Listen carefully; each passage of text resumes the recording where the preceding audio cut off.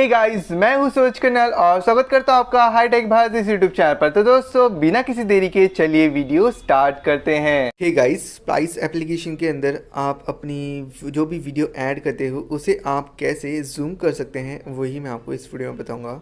जहां पर एक वीडियो हम इसमें ऐड कर लेते हैं, ये वाला, ठीक है। तीर पे टैप करते हैं, स्टार्ट पे टैप करते हैं, वीडियो ऐड हो गई। अब यहाँ पर आप देख पाओगे तो मैं यहाँ पर वीडियो को करना चाहूँगा जूम, तो वीडियो जूम नहीं होगी, ना जूम आउट होगी। जहाँ पर अगर आपको स्प्लाइस ऐप पर वीडियो को जूम और जूम आउट करना है तो सिंपली आप अपनी वीडियो के ऊपर टैप करेंगे तो आप इजीली जो है उसे जूम इन और जूम आउट कर पाओगे। समझा?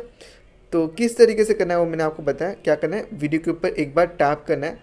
टैप करने के बाद जो वीडियो के ऊपर आपने टैप किया है, जो वीडियो क्लिप के ऊपर आपने टैप किया है, उस वीडियो क्लिप को आप यहाँ पर एक उंगली रखें, यहाँ पर एक उंगली रखें और इस तरीके से उसको बढ़ाइए, ठीक है।